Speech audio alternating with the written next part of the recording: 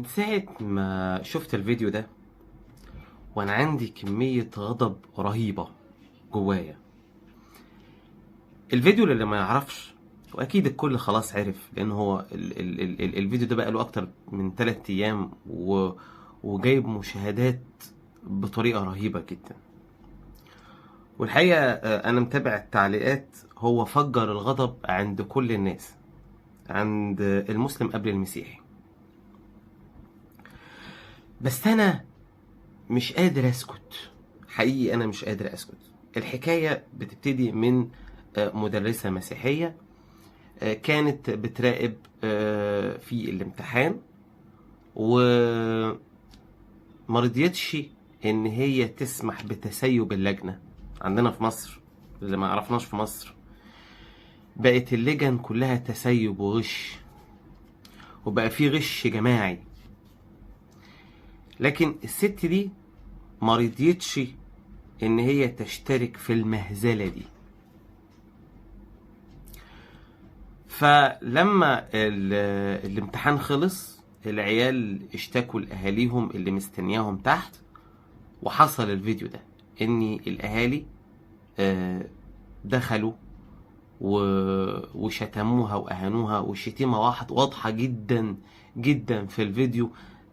انا مش هقدر اقولها، بس اللي هيتفرج على الفيديو هيشوف الشتيمة.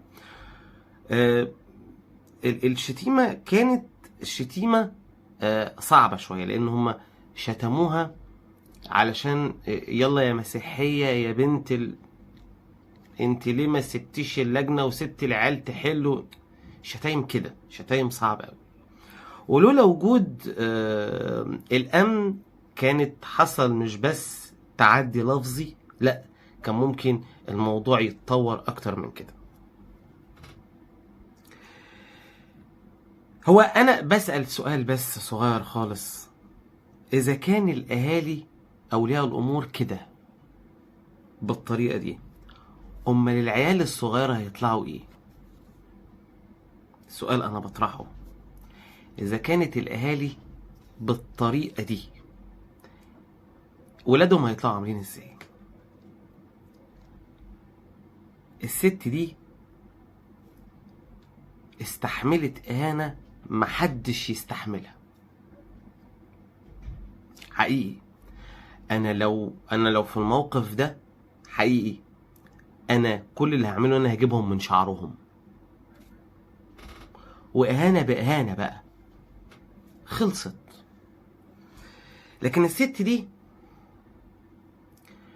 يعني مش الموقف ان هي سكتت، لا، في موقف اعظم بكتير حصل. الست دي كانت ممكن تجيب حقها بطريقة بسيطة جدا، لان في فيديو للواقعة. يعني اي محامي تحت التمرين رفع لها قضية هيجيب لها حقها.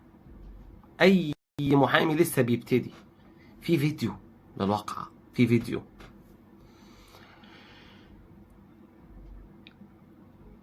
الست دي عملت اللي محدش يقدر يعمله. الست دي سمحت. بنقول في الصلاة الربانية: واغفر لنا ذنوبنا كما نغفر نحن أيضا للمذنبين إلينا. الست دي سمحت وما رفعتش قضية، وسمحت رغم الإهانة الشديدة اللي يمكن أنا مش صاحب الموضوع ولكن حسيت بيها. لكن الست دي سمحت. الست العظيمة دي مثال حي للمسيح على الأرض بتعاليمه.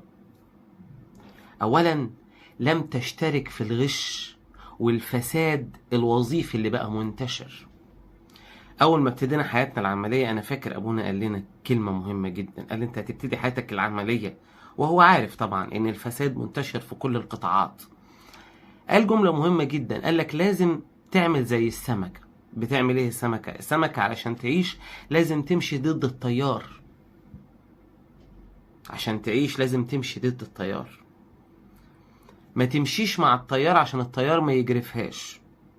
يعني لو المكان فيه فساد، فيه رشوة، فيه غش، فيه محسوبية، انت ما تعملش كده.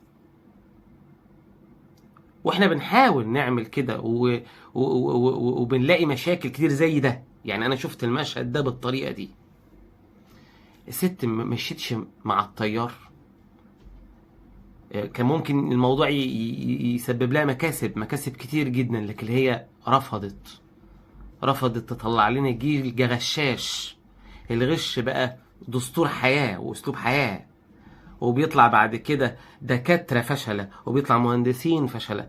الست ما اشتركتش في الجريمة دي. اللي خلاني اعمل الفيديو ده طبعا عشان اشكر الست دي، وعلشان اوجه رسالة لقداسة البابا توادرس. الست دي احنا عايزين نشوفها في الاجتماع الاسبوعي بتاع نيافتك، ونيافتك بتكرمها. الست دي ما تقلش عن اوائل الطلبة والناس اللي بياخدوا ميداليات وجوائز، واللي نيافتك بتكرمهم في الاجتماع الاسبوعي. احنا محتاجين نشوف الست دي. الست دي وقع عليها اهانة كبيرة جدا جدا، ورغم كده سمحت. احنا عايزين نشوفها واحنا بنكرمها، ولازم وزارة التربية والتعليم كمان تكرمها، لان ده نموذج مشرف. ومن هنا انا بخلع لها القبعة وبقول لها انت ست عظيمة، وست ب100 راجل.